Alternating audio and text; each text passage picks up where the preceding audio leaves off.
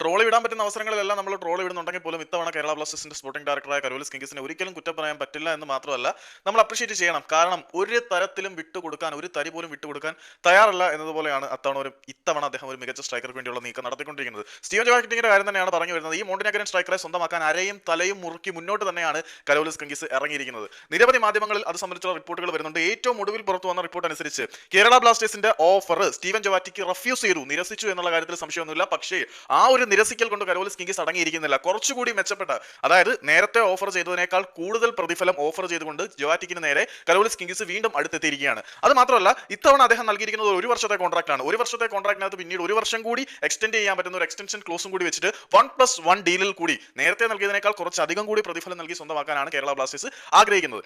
അതേസമയം ഇദ്ദേഹത്തിന്, ജോവാറ്റിക്കിന്, ഇറ്റലിയിലെ ടോപ്പ് ഡിവിഷൻ ലീഗായിട്ടുള്ള സീരിയയിൽ കളിച്ചുകൊണ്ടിരിക്കുന്ന ജോനോ എന്ന് പറയുന്ന ക്ലബ്ബിൽ നിന്നും ജനോവയിൽ നിന്നും ഓഫർ കൂടിയുണ്ട്. നിങ്ങളൊന്ന് ആലോചിക്കണം, ഇറ്റലിയിലെ ടോപ്പ് ഡിവിഷൻ ലീഗിൽ നിന്ന് നിലവിൽ ഓഫർ ഉള്ള താരത്തിന് വേണ്ടിയിട്ടാണ് കരോലിസ് കിങ്കിസ് റിവൈസ്ഡ് ഓഫറുമായിട്ട് ചെല്ലുന്നത്. അതായത് നിലവിൽ ഇപ്പോഴും വളരെ മികച്ച ആവശ്യക്കാരുള്ള ഒരു താരത്തിന് വേണ്ടി നേരത്തെ ബ്ലാസ്റ്റേഴ്സിന്റെ ഓഫർ അദ്ദേഹം നിരസിച്ചെങ്കിൽ പോലും പുതിയൊരു തുകയിൽ ഓഫർ എഴുതി ചേർത്തിട്ട് ഒരു 1+1 ഡീലിൽ സ്വന്തമാക്കാൻ കരോലിസ് കിങ്കിസ് ആഗ്രഹിക്കുകയാണ്. പറഞ്ഞു വരുന്നത് എന്താണെന്ന് വെച്ചാൽ ജോവാറ്റിക്കിനെ അങ്ങനെ ഒന്നും വിട്ടുകൊടുക്കാൻ അദ്ദേഹം തയ്യാറല്ല. കൊണ്ടുവരാൻ രണ്ടും കൽപ്പിച്ച് തന്നെയാണ് ബ്ലാസ്റ്റേഴ്സ് ഇറങ്ങിയിരിക്കുന്നത്. ക്യാഷ് വാരി എറിയുന്ന ഒരു മൈൻഡിലേക്ക് അദ്ദേഹം എത്തിയിട്ടുണ്ട് എന്നുള്ളത് വളരെ സന്തോഷം നൽകുന്നുണ്ട്.